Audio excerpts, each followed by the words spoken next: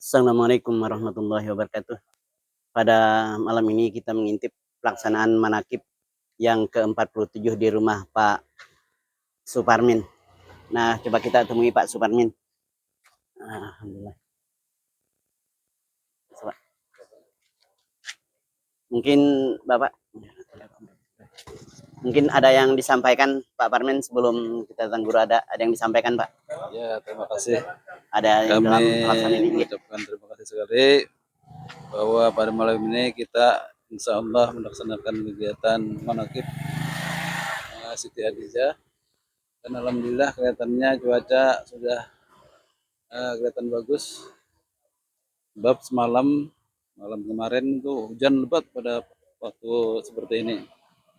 Jadi ini alhamdulillah kita diberi berkah dari Allah Subhanahu Wa Taala, kita bisa berkumpul lagi bersilaturahmi untuk melaksanakan kegiatan manakib di rumah kami. Adakah harapan Bapak untuk pelaksanaan manakib ini Pak ke depannya Pak?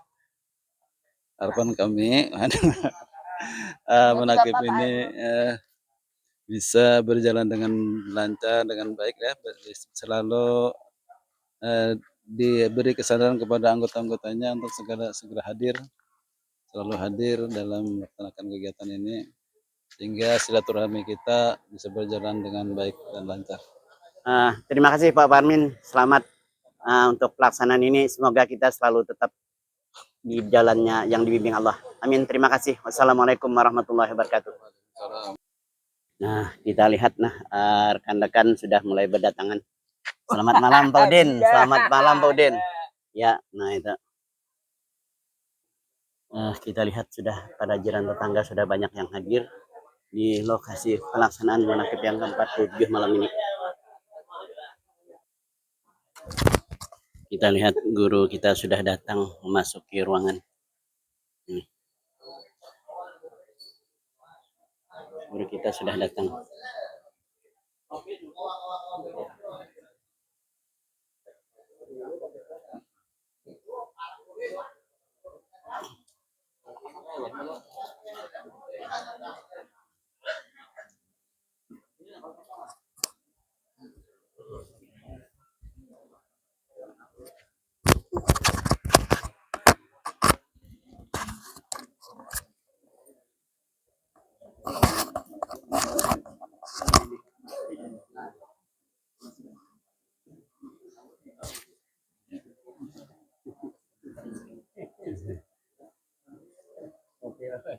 Oke nah.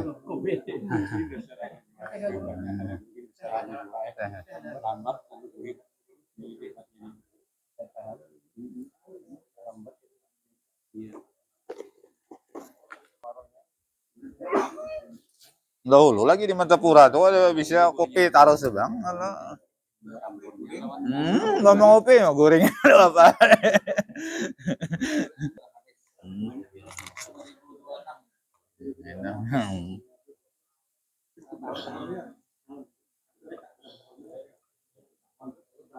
Lima tahun, 4 tahun.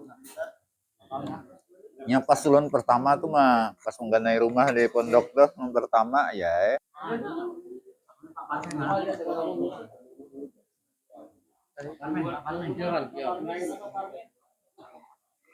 Ansari, Pak Parmin. Mencari kambing. Mencari kambing ke Anyar membilang.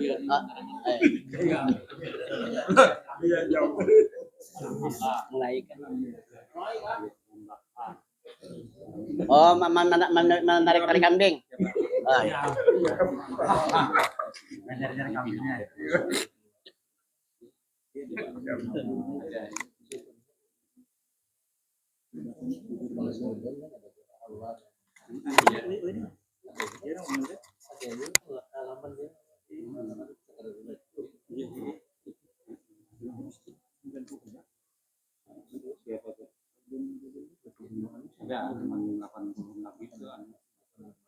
Udah kasih deh.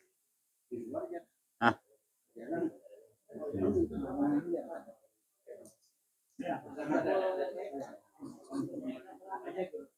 Hah? Ya, ini Akikah kalau lah. Akikah kira-kira. Akikah kan ya?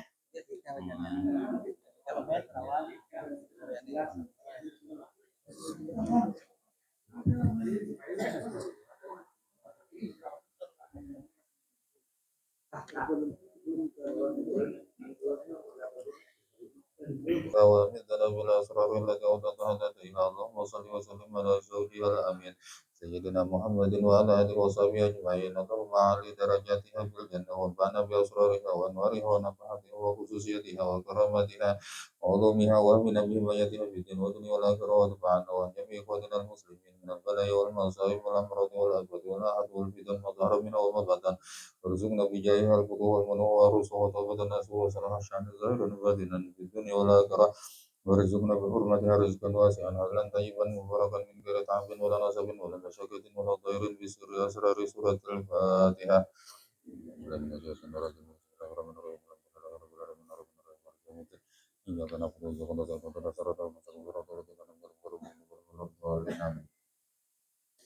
Bismillahirrahmanirrahim. Alhamdulillahil qahil an-nabi wa aula bil mu'minina min anfusihim wa azwajuhum ummahatuhum wa salatu wa salamu ala sayyidina wa maulana Muhammadin al-qahil wa khairu nisa'iha Khadijah wa qahil ayatan laqad kuzifu bahaban wa yuhibbuha wa ala alihi wa sahabatil mahdiin wa azwajihi allati tasharrafna bi syurati sayyidil mursalin khususan Khadijatul kubra allati nalaqaha hajat wa khidmati qatimil anbiya wal mursalin wa syahida yawma bisati rasulil rabbil alamin amma ba'du.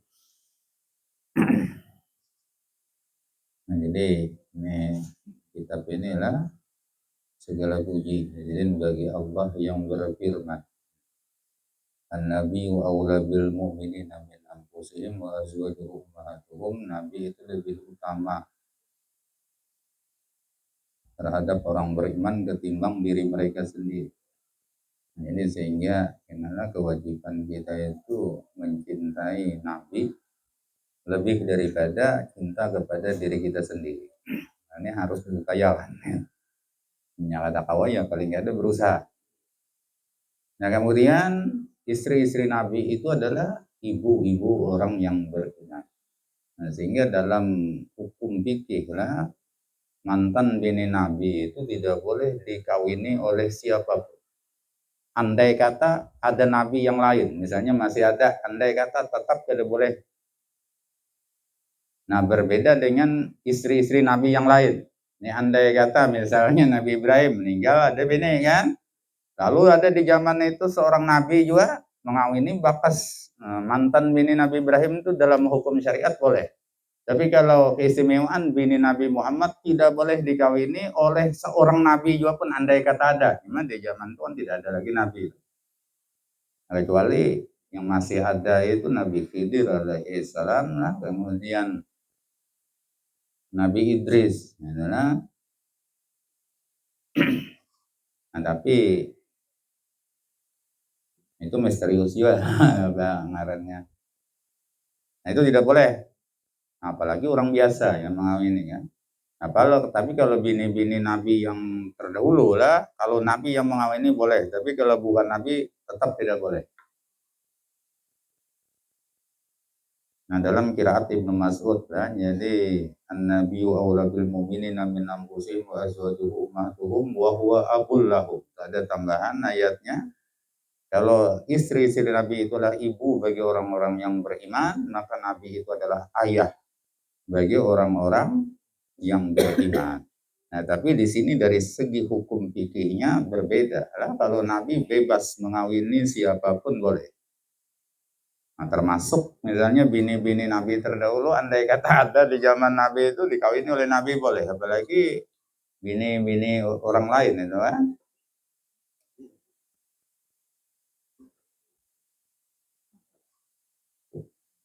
Nah kemudian ini pengarang kitab salawat dan salam kepada junjungan kita Nabi Muhammad yang mana beliau mengatakan atau bersabda, mengejar Nabi wa khairun nisa'iha Khadijah, sebaik-baik perempuan di dunia ini, di alam semesta ini adalah Khadijah. Nah dari riwayat sebaik-baik perempuan surga tetap Khadijah. Dan Nabi bersabda pula, "Ala, sungguh aku dianugerahi Allah mencintai Khadijah. Dan aku pun," ujar Nabi, "akan mencintai siapapun yang mencintai Sayyidah Khadijah." Nah, jadi Nabi ini diberi Allah. Nah, ini rasa cinta itu pun pemberian Allah. Maka ada lagu cinta anugerah. Apa itu, ada apa aja lagunya? Pokoknya sejenis itu lah. Nah, Baswat mungkin apa lagunya ini. Nah.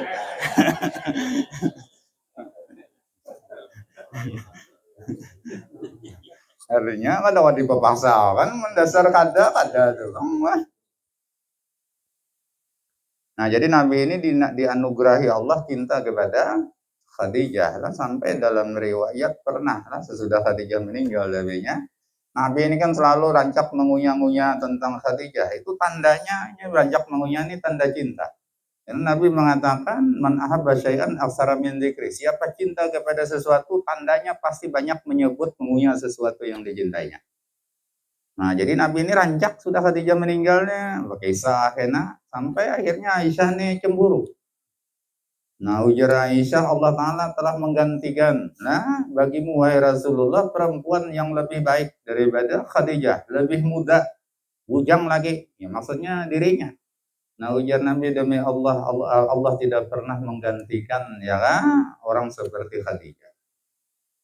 Nah, maka disepakatilah oleh ulama bahwa Khadijah ini salah satu perempuan terbaik di antara 4 perempuan terbaik sealam semesta.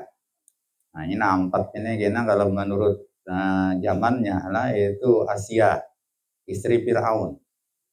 Itu kan di zaman Nabi Musa. Nah, kemudian Maryam binti Imran. Nah, ini di zaman ibunya Nabi Isa.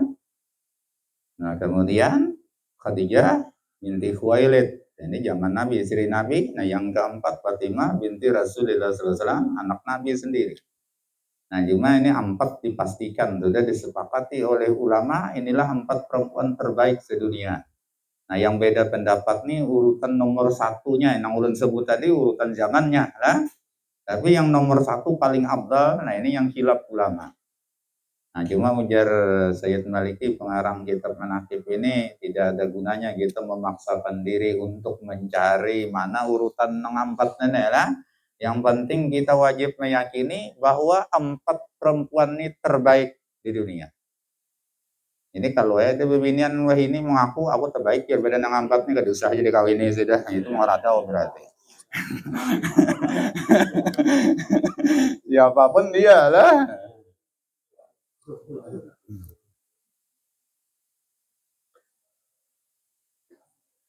Nah, cuma Nabi pun mencintai siapapun yang mencintai Sayyidah Khadijah. Tentu cintanya dalam bentuk bukan, kan biasa orang kalau bininya dicintai orang cemburu lah. Ini bukan masalah cinta nang itu maksudnya. Nah, cinta dalam artian karena Sayyidah Khadijah ini memiliki keistimewaan yang tidak dimiliki oleh orang lain. Di antara keistimewaannya itu kenalah bahwa Sayyidah Khadijah ini adalah orang yang pertama sekali masuk Islam. Ya. Nah, ini karena Nabi waktu menyakiti orang lain akhlaknya bagus sampai diakui oleh masyarakat Arab itu Muhammad al-Amin. Itu kan pengakuan orang, bukan baulah-ulah gelar seorang.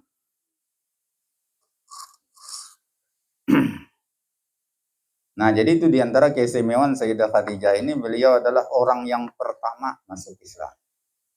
Nah, nomor 2 kan Sayyidina Ali. Cuma kala itu Sayyidina Ali ini masih anak-anak. Karena beda umur Sayyidina Ali lawan Nabi berapa? 29 tahun setengah. Waktu Nabi jadi Rasul 40 tahun.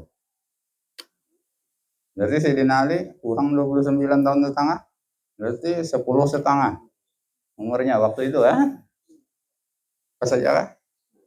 Nulun kenapa kah? Maka matematika terus itu ya melajari kekanakan itu nya masalahnya pak mantek tulun lah di pesantren. Mantek tuh matematika tapi bukan angka yang main lah, tapi matematika apa, bukan angka pokoknya. Bila ini pander nih Ini tambah pandai ini, kesimpulannya sama dengan ini. Nah, itu modelnya. Itu mantek lah. Ini bukan angka, tapi kesimpulan lah. Bila orang nih pander pertama ini, yang kedua ini pandernya. Nah, kita bisa menyimpulkan apa maksudnya. Itu kira-kira ilmu mantek tuh itu. Atau orang berpander sama pandernya.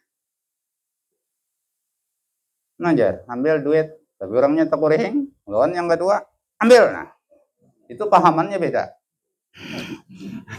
Sama aja kan kalimatnya, suruh ngambil, cuma apa ngarannya. Apalagi menelon anak. Waktu udah manu, udah masing-masing, ambil ya. Tapi pepangkung di tangan. Nah, itu artinya menyuruh tapi melarang. Itu kan? Nah, makanya segala beban yang ada pada baginda Rasulullah SAW. Nah, kenapa? Karena Sayyidah Khadijah ini pertama orangnya sugih. Jadi dari segi pendanaan, karena Khadijah masuk Islam, maka Nabi agak mudah lah. Karena kekayaan Sayyidah Khadijah ini gak ada kepalang tanggung lagi. 2/3 dari seluruh kekayaan Mekah itu milik Sayyidah Khadijah. 2/3 lah. Berarti Sidin seorangan ini mengalahkan seluruh apa? Kekayaan yang ada di Mekah. Kan sisanya berarti 1/3 aja orang banyak. Nah, makanya Sayyidah Khadijah ini orangnya pertama beriman, sugih, dan menyerahkan seluruh hartanya kepada Nabi. Nah, ini tahu sugih, tapi seluruh harta diserahkan kepada Nabi, tapi Nabi yang menerima tahu diri. Nah, ini kadada sekalipun digunakan untuk kepentingan pribadi. Nah, ini semua digunakan untuk dana dakwah. Menjaga kita ini dapat bini sugi serahakannya, santai bener rampih begawi sudah.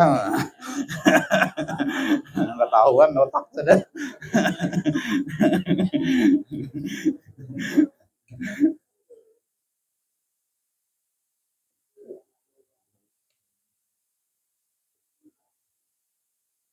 Nah, yang kedua, pengaruhnya Sayyidah Khadijah ini sangat besar lah. Sehingga orang hendak mengganggu Nabi itu berpikir berapa kali itulah. Kenapa? Karena membacking Nabi ini ada 2 orang yang berpengaruh, yaitu paman beliau Abu Talib. Inilah meskipun Abu Talib orang miskin, tapi dia pengaruhnya besar sekali di kalangan orang-orang Quraisy. Nah, yang kedua Sayyidah Khadijah ini. Makanya ketika meninggal nang berdua ini Nabi sangat sedih, amul huzni. Di 1 tahun, inilah 2 orang yang melindungi Nabi ini meninggal, maka Nabi sedih. Tapi kesedihan Nabi dihibur oleh Allah dengan Isra Mi'raj, itu kan kisah diantara sebab di Isra Mi'rajkannya Nabi. Nah, jadi dengan berimannya Sayyidah Khadijah, maka ringanlah segala beban yang ada pada baginda Rasulullah Sallallahu Alaihi Wasallam. Nah, kemudian di antara keistimewaan Sayyidah Khadijah lagi, beliau mendapat kemuliaan sebagai istri Rasulullah dan mendapat keberuntungan dengan berkhidmat atau melayani kepada Rasulullah dan menyaksikan ketika dibangkit atau diangkatnya Rasulullah menjadi Rasul serta menolong dan membela dakwah Rasulullah SAW. Nah, ini jadi dapat kemuliaan sebagai bini Nabi. Ya, Nabi ini cuma untungnya lah Nabi ini diberi oleh Allah Ta'ala maqam jalal. Pengaruhnya itu sangat luar biasa. Nah, sehingga andai kata Nabi ini maqam jamal aja diberi, keindahan aja, maka niscaya perempuan pasti akan tergila-gila. Nah, tetapi pengaruhnya Nabi ini adalah sangat besar sehingga tidak ada seorang pun, baik perempuan maupun laki-laki, yang mampu menatap wajah Nabi berlama-lama. Jadi di antara keistimewaan Nabi ini ulang bila tercangang pasti tertunduk. Nah, beda dengan Nabi Yusuf. Nabi Yusuf itu diberi makam jamal, artinya keindahan kebungasannya ditampaikan, tapi pengaruhnya kurang sehingga orang bisa berlama-lama sampai kisahnya tergila-gila, termasuk Gulak Leha.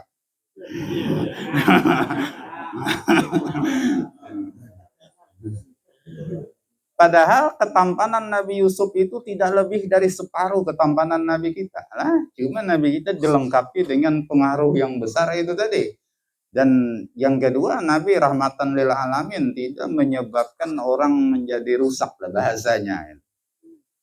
Nah, sehingga ya kan, karena seimbang antara jalal dan jamalnya ini, nah maka tidak ada sejarahnya orang yang tergila-gila lawan Nabi. Nah, kemudian ketampanan Nabi inilah diturunkan kepada cucu beliau, Sayyidina Hasan. Nah, Sayyidina Hasan itu mulai pusat Nabi sampai atas kepala, itu Sayyidina Hasan. Nah, dari pusat ke bawah itu Sayyidina Husain.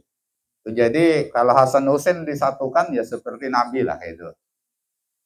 Nah, hingga Sayyidina Hasan ini, nah, beliau diberi makam jamal, keindahan itu, tapi ada juga diberi jalal, tapi tidak sebesar yang diberikan kepada Nabi. Sehingga dalam sejarah, Babinian tuh kalau melihat Sayyidina Hasan itu, bila kada dikawini antara dua, kada dikawini sidin nih, kada mati atau gila. Nah, sehingga Sayyidina Hasan ini banyak bini, cuma sidin bukan apa ngarannya melampiaskan nafsu, tapi kasihan lawan orang. Soalnya orang yang melihat ini antara dua, kada mati gila. Nah, siapakah di sini ini yang ada menyalin ilmu ini?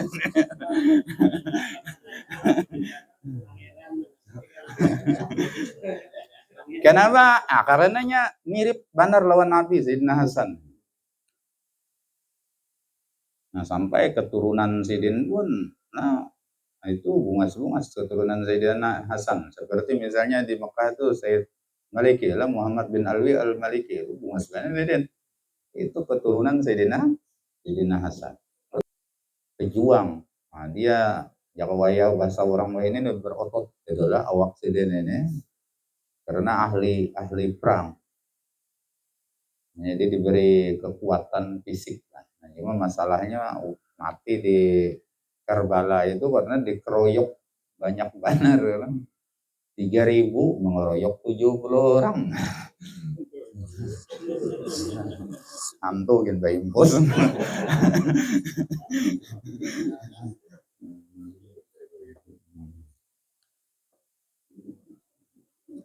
Ya kayaknya ibarat nang sesepuluh aja lah musuh ini, artinya melawan Sidin seorangan tuh mungkin masih bisa masih bisa ditangani Sidin lah. Masalahnya ini lah yang lain nih matian sudah, kawan Sidin itu tinggal itu rancak dicium Nabi di bibir waktu kakanak. Kalau Sayyidina Husain ini di bulu ini yang dicium Nabi, sampai dalam riwayat Sayyidina Husain itu model behiri juga. Laporan lawan mama Sayyidah Fatimah, wah ibu ini kenapa kai nih tak sayang pada kakak lawan Sayyidina Hasan libang lawan aku, apa jalan mamanya? Buktinya kai itu bila mencium kakak ini pasti di mulut, sementara aku dicium di kulit. Nah, itu disampaikan oleh Sayyidah Fatimah kepada Rasulullah. Kenapa? Nah, ujar Nabi dengan sedih menyampaikan bahwa cucuku Sayyidina Hasan ini nasibnya itu kena penyebab kematiannya di mulut karena dia diracuni oleh bininya seorang. Nah, ini bininya ini rupanya dapat ampau aja dari musuh nih lah, disuruh apa? Nah, adapun cucuku yang satu Husain, kenapa di gulunya aku cium? Karena penyebab kematiannya nanti dia akan dipotong lehernya, gulunya. Nah, ini jadi syarat itu sudah ada lawan Nabi sallallahu alaihi wasallam. Nah, cuma masalah makamnya aja. Nah, ini kalau orang Mesir mengklaim bahwa kuburan dari kepala Sayyidina Husain itu di Mesir. Dan ulun pun sempat ziarah di sana. Nah, tapi pendapat lain mengatakan ini kada tahu di mana kuburannya. Artinya yang di Mesir itu kada disepakati. Nah, cuma kalau kita ke situ ziarah ada apa lah. Artinya ada aja pendapat yang mengatakan memang di situ kuburannya. Meskipun ada pendapat lain ada di situ. Semua ke Mesir juga ada akun yang udah hendak ziarah itu kada sepakat ulama sarah itu. Memang sudah terpulak ke Mesir itu sarugi benar kalau bina bujur benar. Andai kata salah ya kada ada ruginya juga. Masalahnya kita kada tahu kan. Lain ya kan nyata lain kucing dikuburkan orang diziarahi berarti seorang nang bunga. Nah, ini kan bisa bujur bisa kada itu maksudnya kan. Nah, makanya nih termasuk Sayyidah Khadijah ini kan kawin umur 40 lah, tapi masih bisa dapat anak 6 orang dari Nabi. Udah tahu dulu nih nang harat nang mana nang lakiannya lah nang apa ini. Ya. Cuma mun kita umur 40 ini dapat saikung men lagi anak bisa sauntung benar. Ini kan 6 dapat lah. Nah, kemudian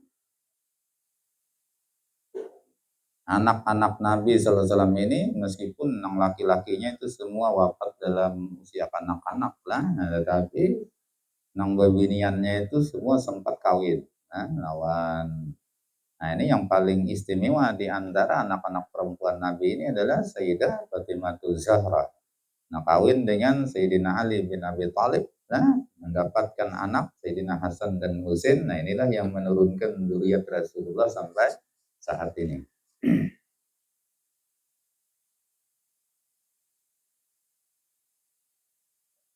Nah, cuma ada lah Sayyidah Aisyah bini Nabi lawan Sayyidah Fatimah anak Nabi. Itu dalam riwayat tatuha sedikit Fatimah daripada Aisyah. Tatuha Fatimah sedikit. Hanya orang cerdas, nah, kemudian punya ilmu pengetahuan. Nah, ini terutama di masalah dagang. Karena urusan ilmu dagang gak ada yang sanggupnya melawan Khadijah ini di Mekah itu. Nah, itu kan padahal ini orang-orang Arab itu di zaman itu pekerjaan mereka itu dua aja, yang pertama berdagang, yang kedua ternak. Ada sebagian yang bertani lah, cuma ada banyak. Ini yang ternak lawan apa? Dagang. Nah, cuman yang paling hebat dalam urusan dagangnya Sayyidah Khadijah. Buktinya 2/3 kekayaan ampuninya.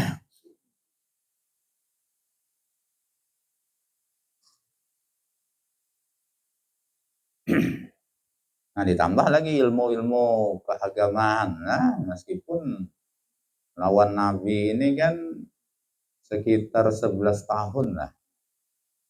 Imbah Nabi diangkat jadi rasul itu kan. Nah, 11 tahun kemudian wafat Sayyidah Khadijah. Karena Nabi itu kan 13 tahun di Mekah itulah sesudah diangkat jadi rasul. Nah, Khadijah itu wafat sekitar 2 tahun sebelum apa? Sebelum hijrah. Berarti ya 11 tahun.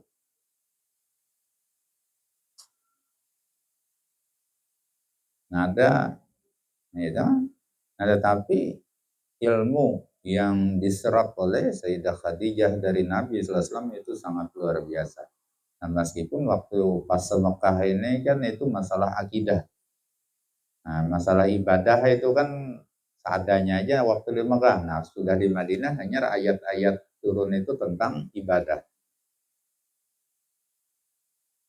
Jadi bahkan kewajiban sembahyang belum sempat. Khadijah ini kan wafat dulu baru Isra Mi'raj. Isra Mi'raj kan kewajiban sembahyang. Nah, jadi kada sampat sembahyang wajib 5 waktu itu sampat Khadijah lah. Nah, tetapi sebelumnya ada sembahyang pagi 2 rakaat, yaitu sore 2 rakaat itu aja. Ya, yang diriwayatkan Sayyidah Khadijah ini melakukan sembahyang di samping Ka'bah itu 3 orang, Nabi, Sayyidah Khadijah dan Sayyidina Ali. Cuma sembahyangnya bukan sembahyang yang 5 waktu itu belum lagi lah. Nah, kemudian akhlaknya sangat baik. Nah, sehingga dikatakan Sayyidah Khadijah ini tidak pernah melakukan perbuatan-perbuatan orang jahiliyah. Padahal Sidin hidup di zaman jahiliyah. Nah, tapi Sidin gak ada umpatan gawian orang. Orang jahiliyah itu hari-hari mabuk-mabukan, berjudi, berzina. Itu gawian harian orang jahiliyah. Nah, Sayyidah Khadijah tidak pernah ikut-ikutan melakukan hal seperti itu. Nah, kemudian bijaksana dalam segala urusan. Orang bijaksana ini nyaman lah, namanya bisa memijaksanai ya bahasa kampungnya itu kan. Nah, artinya dalam segala urusan awal di apa ngarannya, sehingga yang penting urusan itu kan beres dengan baik. Mempunyai firasat yang kuat. Nah, sehingga di antaranya Sayyidah Khadijah ini sudah memfirasati bahwa Nabi Sallallahu Alaihi Wasallam ini nantinya akan menjadi orang yang besar. Dan itu terbukti. Semangat besar, nah pandangan dan pendapat yang tepat mempunyai keelokan yang sempurna. Jadi dalam riwayat, meskipun Sayyidah Khadijah ini baru 2 kali, sudah tua umurnya 40 tahun di waktu itu, tetapi tak ada seorang perempuan, baik yang janda maupun yang masih gadis, yang bisa menandingi kecantikan Khadijah itu tidak ada. Nah, sehingga dalam riwayat Khadijah ini dirabutakan oleh bangsawan-bangsawan, adalah meskipun sudah baru 2 kali, nah, tetap dirabutakannya. Nah, itu di samping buas, sugih lagi, akhlaknya bagus, lengkap lah pokoknya pada dirinya. Kadang-kadang ada yang bungas, ya mah akhlaknya kayak hantu. Nah, ini ngalih berpikir juga orang ini lah. Nah, atau bungas tapi hidupnya miskin benar, pikir juga. Nah, cuma bila ada kada bungas, akhlaknya kayak hantu tapi sugih, akun kawin nona itu, nah mencurigakan lagiannya nenek. Artinya nak mengharap hartanya aja.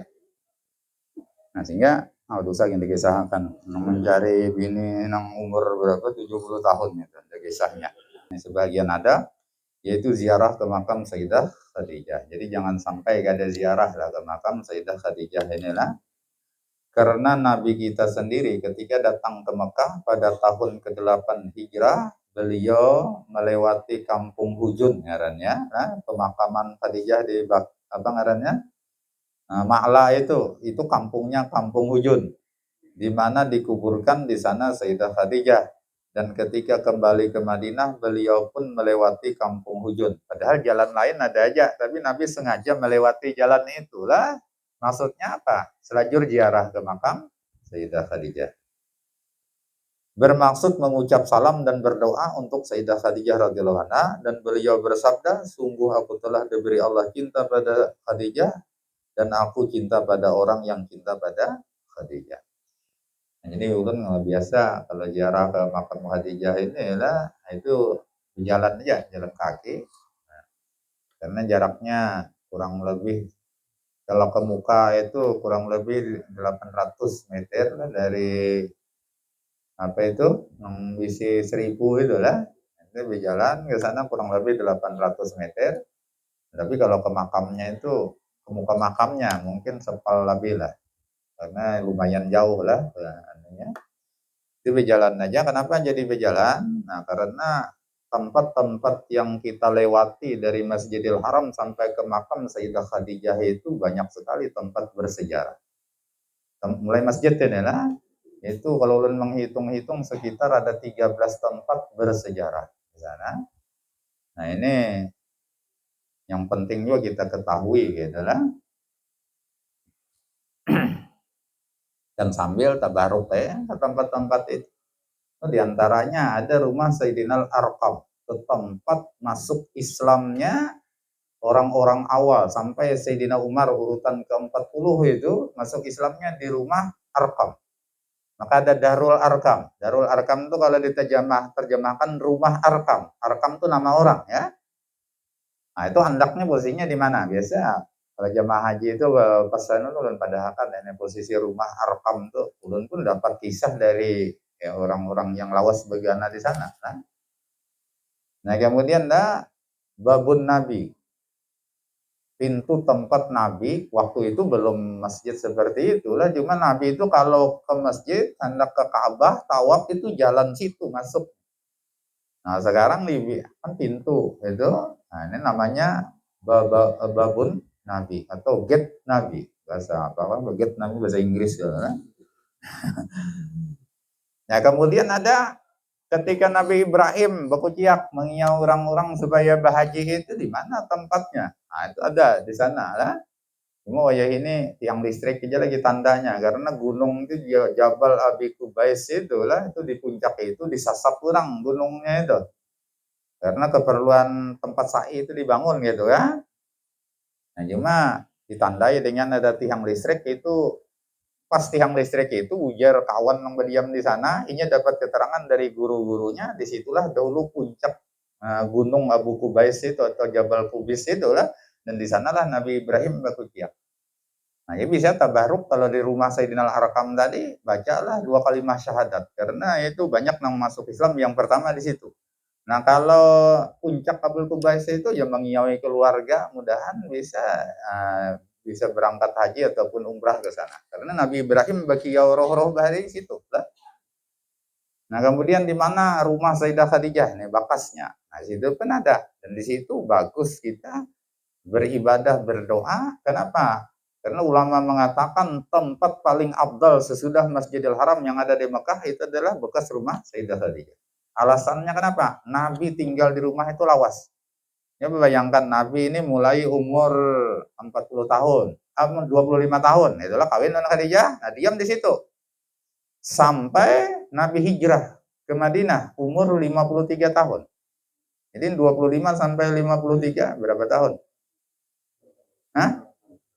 28 tahun. Berarti 28 tahun Nabi diam di situ. Di rumah itu. Nah, itu selama Nabi diam di rumah itu, Nabi seringkali didatangi malaikat Jibril untuk menyampaikan wahyu di rumah itu. Berarti rumah itu rumah pajak benar dikunjungi oleh malaikat Jibril. Nabi beribadah di rumah itulah. Kan ada di masjid, ada di rumah. Nah, kalau di rumah ya di rumah situ. Sehingga tempat itu tempat berkah. Nah, jadi biasa sempatkan masuknya di kandang orang rajak lawan Nabi itu plastik tuh pangerannya. Nah, masuk aja ada apa lah. Nah, itu sembahyang lah di situ atau berdoa lah. Nah, ini dengan kita membayang-bayangkan kemungkinan nih bekas Nabi di sini. Kan di area rumah itu ya mungkin di Buncu mana Nabi itu, yang jelas di daerah situ Nabi lawas berdiam. Berdoa aja. Nah, ini kira-kira aja maknanya kandang ini ya kurang lebih sekitar 15 meter ke 4 lah, kurang lebih lah ya itu kalau ada anu juga. Ini keramiknya bertinggi gitu lah. Di kandang orang tuh itu tadi. Ini mudah-mudahan kita gini ada kesempatan bisa berangkat ke Makkah lah, itu jangan sampai kada ke situ maksudnya. Ini nyaman aja kalau kita umrah kan sa'i dari Safa Marwah selesainya di Marwah. Nah, dari Marwah itu kita keluar masjid. Nah, itu ada jauh di situ ada bekas rumah Sayyidah Khadijah. Keluar di Marwah itu, keluar masjid. Kan di Marwah ini ada WC 1000, WC yang banyak. Nah, kalau sini misalnya lah pintu keluar, nih Safa Marwah sini misalnya pintu keluar.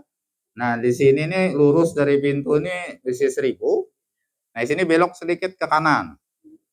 Pokoknya ada kayaknya keramiknya belain bertinggi lawan bekandangnya itu tadi. Nah, itu tuh rumah Sayyidah Khadijah. Dan di situ Nabi sekitar berapa tadi 28 tahun tinggal di situ. Nah, kemudian di WC 1000 itu pun ada 2 tempat bersejarah atau 3. Nah, yang pertama di WC 1000 itu ada Gang Fatimah dulu namanya. Jadi si Sayyidah Fatimah itu kan di rumah Nabi juga, lahir di situ rumah Khadijah waliyatullah radhiyallahu anha. Allahumma shalli wa sallim ala zawjihal amin sayyidina Muhammad wa ala alihi wa sahbihi ajmain. Al-Fatihah.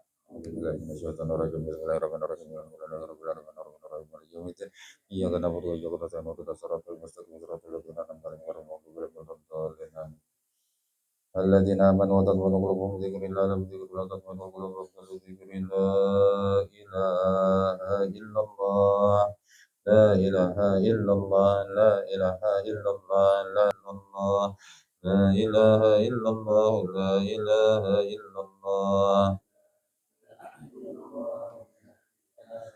لا إله إلا الله سيدنا محمد يلد ولم يولد ولم يكن له كفوا أحد بسم الله الرحمن الرحيم قل هو الله أحد الله الصمد لم يلد ولم يولد ولم يكن له كفوا أحد بسم الله الرحمن الرحيم قل هو الله أحد الله الصمد لم يلد ولم يولد ولم يكن له كفوا أحد بسم الله الرحمن الرحيم قل أعوذ برب الفلق من شر ما خلق ومن شر تشرب الاسماء ذكرى مريم ومن فضله ونشر سرها سنة منا نختم ذلك بدعاء متوجهين إلى الله رب العالمين وصلى مخلصين قائلين الحمد لله رب العالمين وصلى وسلم على أشرف المرسلين سيدنا محمد وعلى آله وصحبه أجمعين اللهم كما مننت على سيدنا خديجة الكبرى رضي الله عنها بتمام التصديق والإيمان بنبيك سيدنا وفرنا محمد صلى الله عليه وسلم فمن علينا بذلك يا قديم الإحسان كما تكبر وسيدتنا فاطمة الزهراء وأمها الحسن سيدنا الحسن وسيدنا الحسين وذريتهم الجميع والأرواح جميع الأنبياء والمرسلين وآل كل وأصحاب كل وإلى أرواح جميع الركباء والنكباء والنجم والأبدال والأوتاد والأقدام والقدس والأرواح سير الأولياء في العرب والعجم والأئمة المجاهدين وحملة القرآن العظيم والقراء المخلصين والأئمة المحدثين والمفسرين وسادتنا سبية المحققين وجميع أهل التوحيد المعتبر والفقهاء والمعلمين من العلوم الشرعية أينما كانوا والعلماء والصديقين والشهداء والصالحين والعارفين بالله والمقربين عند الله وجميع مشايخ ومشايخ ولمن أوصى عليه وصحبه وسلم الحمد لله رب العالمين الفاتحة. Nah, dengan berakhirnya doa tadi, maka acara menakib pada malam ini telah selesai sudah. Ini kita lihat. Nah, untuk bulan yang akan datang di rumah Haji Marli Gang SDLB.